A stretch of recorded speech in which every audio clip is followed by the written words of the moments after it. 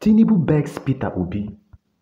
Nigerians send shock message to Obidients and youth. Breaking news. Hello, people. Welcome back once again to my YouTube channel.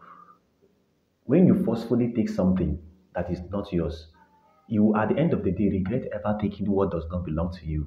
Let me quickly show you guys a popular picture I came across the internet before we dive into this particular matter, and I will play a video where Tinubu was begging P2B and Obedience and Nigerians, because he is not even, as a matter of fact, qualified at the first place to be the president of this particular country. Now, look at the picture you could see on the screen. It states something that they forcefully took over the car but couldn't drive it. This post is not about monkeys. Don't miss the point. And this is the truth, and this is the real situation of Nigeria, as we all know.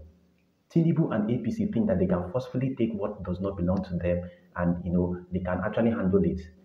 Now, Inec, with their collaboration and the illegality that they committed with Inec and Inec chairman being Mahmoud Yakubu, Inec gave them the vehicle. Inec gave them everything. Oh yeah, move the vehicle for Nigerians. They cannot move the vehicle. Tinubu has been running from one pole, from one pillar to another. You remove subsidy. Till date, Tinubu, it is more than 3 months. Or about 3 months, Tinubu became the so-called president. He doesn't even know his left from right. He said he will share palliative. Till date, he has cancelled the 8,000 palliatives that he wanted to share. All the policies that he has bringing has been anti-people policies. He devalued naira. As I'm talking to you, a dollar is almost 900 naira at the black market rate. So you could see practically what that these particular people, being Tinubu and APC, are not ready. As a matter of fact, they are not ready to do this particular country. Well, in this particular video, I'm going to play for you what Tinubu said and how he actually begged Nigerians for and apologized to them. But at the end of this particular video I'm going to play, we'll come back to analyze what he said and probably what could be done. Well, let's play the video so you can see. You've endured. You just need to persevere a little bit more.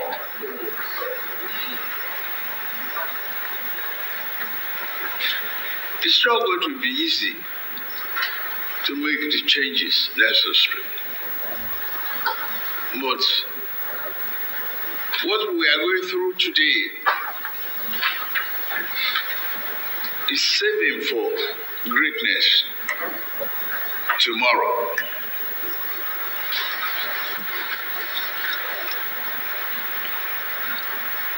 Things that we cannot afford, we cannot engage in. We can't afford the subsidy. It is clear. It's meant for just a few elites.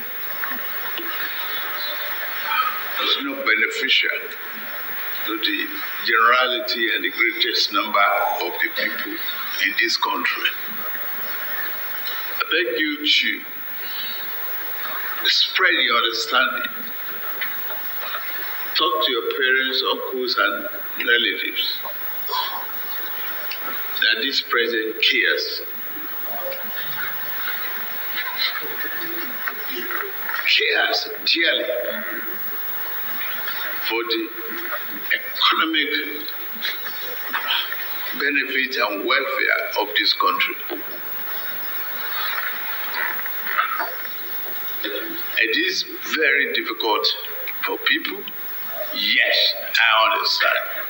I feel your pains. I feel their pains. But we have to go through this for us to survive the economic downturn. From the video that I just played, you could see where Tinubu was begging Nigerians and the youths that they should exercise more patience, that they cannot afford the fuel subsidy. Now, the very big question a lot of people are asking in this so-called government is that you people were not prepared from the onset, and that's the same mediocrity that we had in the former president, in Buhari. Lack of and poor implementation of policies. You have a policy you say that you want to make. At the end of the day, you did not even plan. You did not even, make plans on how to implement that policy. On his so-called inauguration day, Tinubu came out on the pulpit. On his inauguration, they said that he has removed subsidy. A lot of people thought that, okay, probably they've made there is a pre-existing plan to cushion the effects of the subsidy removal and all that. We never knew that this man was not prepared. We never knew that APC was not prepared. We never knew that he did not even have any plans on ground. Till date, this is 3 months after his so-called inauguration. Nothing. Nigerians has been suffering. Businesses has been dying. People are no longer entering transport. They are not trekking. People are suffering. People are really, really suffering because of lack of his preparedness. No, he thinks that he can copy P2B's manifesto because P2B said that he's going to remove fuel subsidy, that it is an organized crime. And Tinubu think that copying P2B's manifesto, he doesn't even know how P2B intend to implement his subsidy removal. Tinubu just went and announced it, thinking that he can please Obidients. One of his greatest challenge, one of Tinubu's greatest challenge is the Obedience. He's just trying to do everything to make Obedience forget about P2B and start supporting him. But he doesn't even know that if it is not the original, it is not the original. P2B has a well mapped out plan on how to gradually remove the subsidy so that it will not affect Nigerians. Tinubu had no plan. He just came out, hey, we'll remove subsidy. Till date, Nigerians are looking for the palliatives. They will say they will bring 8,000 palliatives. They will cancel it. They will say they will bring it to show you that they are just practically confused. Now he's begging Nigerians to exercise more patience.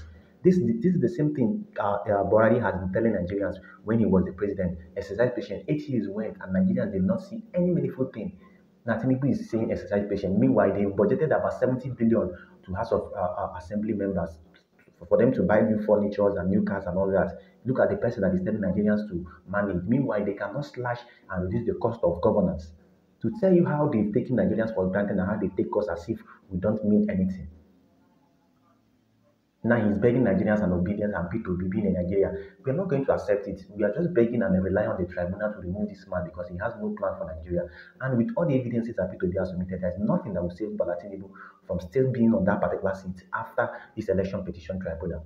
Well, I want you guys to drop the comments in the comment section and tell me what you think about this plea and begging that Tinubu has been begging Nigerians and people and Obedience in general.